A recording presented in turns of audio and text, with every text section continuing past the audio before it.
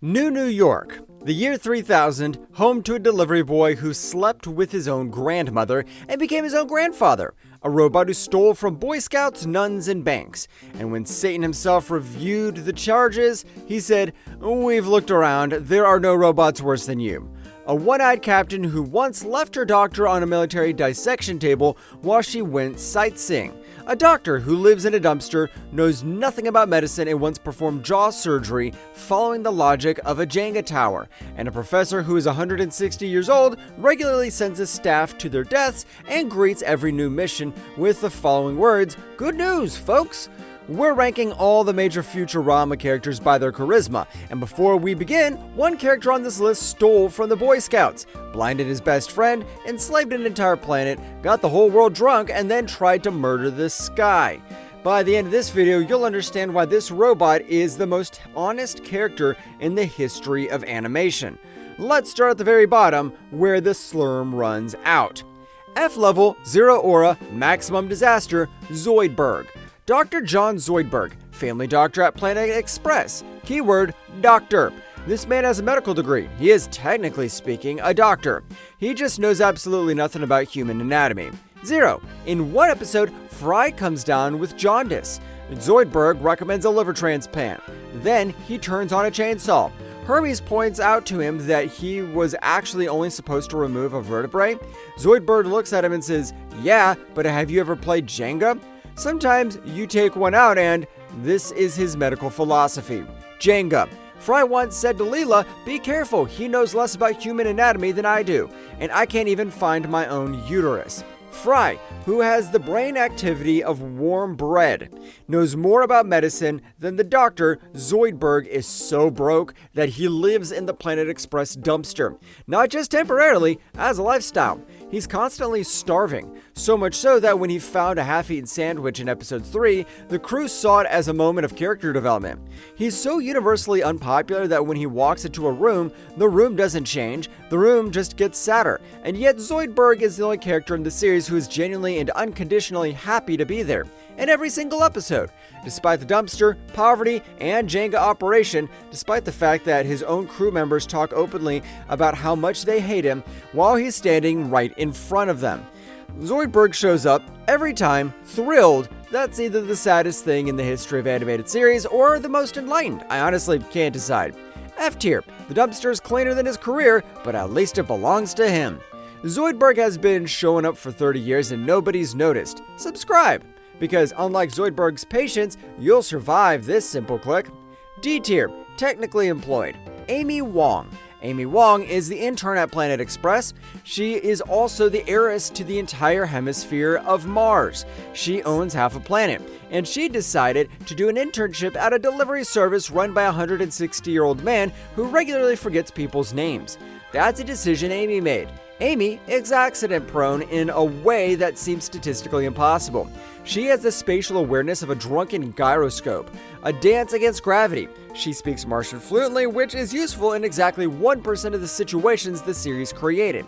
She has a PhD in applied physics. She uses it to crash spaceships. Her parents, wealthy Martian ranchers, spent most of her childhood telling her she was fat, on camera, over and over in front of other people. And Amy's reaction to this childhood full of emotional wounds to become an accident-prone intern at a company that could buy and ruin her family without even noticing the cost. That's not charisma, that's a trust fund in a pink tracksuit, hemisphere owner on Mars, and yet as dangerous as hot pot. You never know what's going on, and in the end, everything burns. From the entrance to the exits, D tier. Hemispheric owner, full-time disaster. C tier, the functional disasters. Hermes Conrad. Hermes is a level 36 bureaucrat, which means he has dedicated his life to the mastery of paperwork. Not medicine, not to science, not to deliver, paperwork. Hermes Conrad dreams of filing systems. He gets downright emotional over correctly filed out forms. Once he spent an entire episode in a limbo contest, which was also a metaphor for his bureaucratic identity. And he won through sheer administrative willpower. Thing is about Hermes is, he's not wrong. He isn't incompetent. He simply chose the most boring form of human ambition and devotes himself to it with the intensity of a man who has nothing else. He's from Jamaica, he plays steel drums, he should be the most interesting person in the building. Instead, he's the one who explains the paperwork while everyone else accidentally destroys civilizations. C tier, because he gets more orgasms from crossing off a completed task than most people do in an entire year. Math's just math. Turanga Leela. Let's be honest with Leela. Leela is the most competent person at Planet Express, which is like being the only one reading the menu while everyone else is already setting the place on fire. She can fight, she can fly, she can navigate the space routes without crashing into more than 3 things per flight. At Planet Express, they call that professional. The problem with Leela's charisma, Leela has one eye. A single eye, which means no depth perception. That's a 50% deficit in the perceptual ability a pilot needs. And yet she's the captain. Why? Because in space, things are far enough apart that depth perception is less relevant. That means Leela's only weakness as a pilot is relevant on planets, and in space, irrelevant. Then there's the thing with the dissection table. Leela traveled with the crew to Roswell in 1947. Zoidberg is captured by the US Army as a supposed alien and ends up on a military dissection table, alive. And while Zoidberg lies there cut open, examined, analyzed by military doctors, Leela goes sightseeing. She strolls through 1947 Roswell, enjoys the atmosphere, and looks for a microwave. Zoidberg is bleeding on the table, Leela is buying souvenirs. That's priority management at a level that would drive any HR manager to therapy. As captain, her first job is to protect the crew. Zoidberg's blood on a military table would be an urgent red flag for most captains. For Leela, it was a logistical problem for later.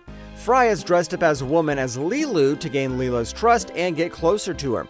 Leela develops real feelings for this person over a long period of time without realizing it was Fry. So to put it plainly, Leela dated Fry in women's clothing and fell in love with him without recognizing him. Even though she sees Fry every day, works with him every day, experiences his idiocy up close every day, and still doesn't recognize him as soon as he puts on a dress. She fell in love with Fry the moment he stopped being Fry. Leela's charisma is okay. Her judgment is best viewed with both eyes. C tier, capable, competent, works with material that renders both irrelevant. We're halfway there. The best aura on this list is about to enter the building. Subscribe before he steals the wallet. He's guaranteed to steal your wallet. He's done it before to people who are better than you. B tier, unintentionally iconic. Philip J. Fry, pizza delivery guy, cryogenically frozen on December 31st, 1999. Woke up 1,000 years later and his first reaction? Relief, because the year 2000 hasn't gone particularly well for Philip J. Fry. Fry isn't smart. Let's just get that straight. He once said, "This is just like the drug trip I saw in that movie when I was on that drug trip." Oh, wow. It's like that drug trip I saw in that movie when I was on that drug trip. He couldn't find his own uterus. And I can't even find my own uterus. He thought existential was a type of pasta. And yet Fry became his own grandfather. Technically, biologically, genealogically, his own grandfather. If she's my grandmother, who's my grandfather? You are. He traveled back to 1947 to Roswell, accidentally caused the death of his real grandfather. He convinced himself that if his grandfather was gone, he must have another grandfather. He met a woman named Mildred, and then, you know what? The professor put it best. If history doesn't take care of our friend Fry as his own grandfather, who are we to judge? He slept with his grandmother, became his own grandfather, and the universe just carried on. What is that? That's not stupidity. That defies every laws of physics, biology, and basic human decency. And here's the thing about Fry, which no one gives him credit for. He's the only reason the universe has survived, in the truest sense of the word, because Fry slept with his grandmother to father his grandfather, and when he became his own grandfather, a genetic anomaly occurred that eliminated his delta brainwaves, making him immune to the brain spawn, the only beings capable of destroying all intelligence in the universe. The entire universe is saved because Fry made the most disturbing decision in the history of time travel. That's no coincidence, that's fate wearing a baseball cap backwards and smelling like pizza. B tier, the most important idiot in the universe, and the only grandfather who is also his own grandson. We'd better get on with it. Professor Hubert J. Farnsworth. Good news, folks! Oh, great news, everyone! These 3 words, predicated the potential death of his entire crew. Missions to places with a 100% mortality rate, discoveries that endangered civilization, and at least 4 separate violations of multiple interplanetary laws. Professor Hubert J. Farnsworth is 160 years old. He invented a doomsday machine, dark matter engines, a parallel box universe, the time machine that only goes into the future, and a replicator which Bender immediately used to clone himself until the copies brought down civilization. He built a machine that made life incredibly comfortable for everyone on Earth. It felt so good that they never wanted to move again. He had to be stopped by his own staff from deploying it. He sent those same staff members on a mission he knew was deadly, watched them as they left, and said, and I quote, "You're going to get killed, but this time it's not my fault."